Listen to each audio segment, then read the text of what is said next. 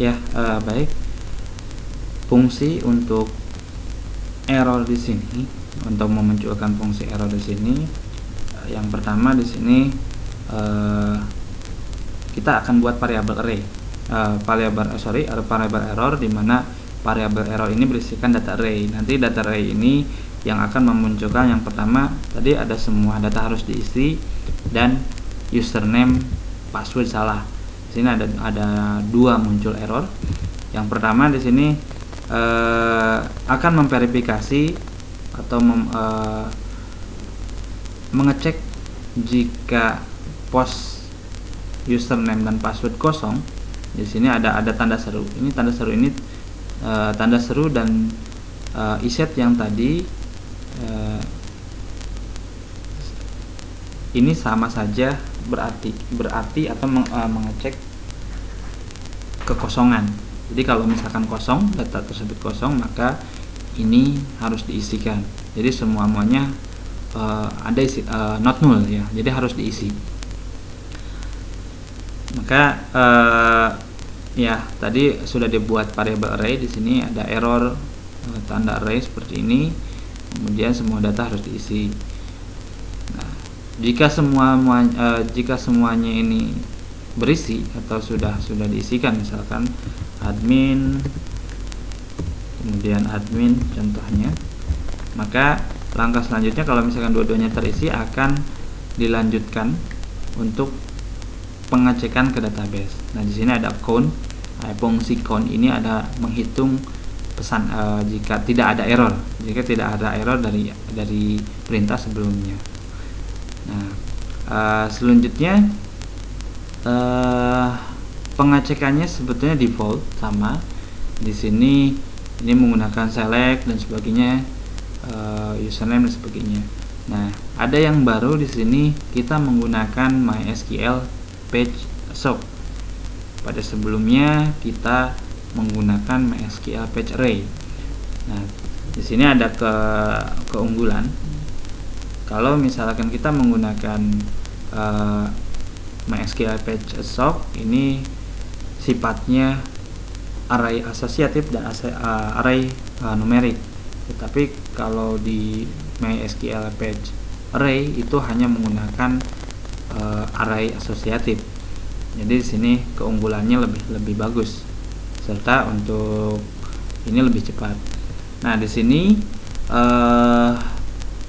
kita akan menggunakan verifikasi password menggunakan MD5, di mana MD5 ini adalah sekuritas yang sangat baik.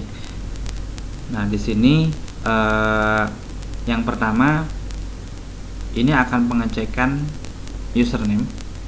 Jadi mengecek berdasarkan data yang dikirimkan dari post username dan password. Password di sini kebetulan untuk di dalam tabel user ini menggunakan MD5, di mana untuk passwordnya, karena MD5 itu adalah sifatnya 32 bit, maka untuk panjang karakter di sini kita panjangkan menjadi 32. Jadi kalau misalkan kita 12 atau di bawah ini akan tidak valid, karena untuk kalau kita lihat strukturnya, untuk panjang karakter yang pada password ini sebanyak 32 karakter. Jadi kalau misalkan Anda menggunakan MD5, panjang karakter yang dipergunakan harus 32. Nah, selanjutnya setelah pengecekan seperti ini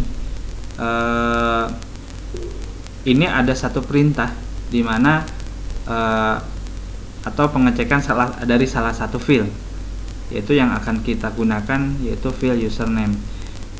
Jika benar ya, di sini if raw username, maka sudah terverifikasi dengan yang dikirimkan pada post, maka selanjutnya adalah menjalankan fungsi session. Nah, di sini fungsi selanjutnya, langkah selanjutnya yaitu pendaftaran session, di mana yang akan didaftarkan adalah username dan ID user.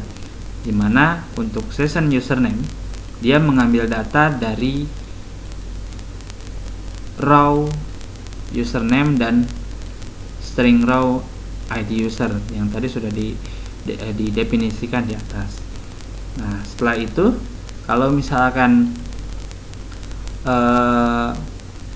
username dan password tidak match atau tidak cocok dengan yang ada di database, maka langkah selanjutnya akan dimunculkan pasar error username dan password salah.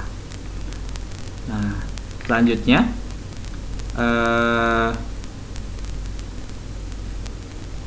langkah selanjutnya di sini ada if error. Jadi pesan error ini akan didaftarkan juga di dalam browser atau chat browser, di mana error ini akan didaftarkan dengan nama pesan. Misalkan di sini if error session pesan, kemudian dengan nama login error, kemudian ada perintah implode ya, implode atau penggabungan. Di sini yang dimunculkan pesan errornya tadi ada username password salah dan semua data harus diisi. Nah, selanjutnya kalau misalkan sukses, ini akan redirect ke index.php yang tentu saja yang session username dan ID user yang sudah didaftarkan. Oke, nanti kita akan lanjut ke part berikutnya.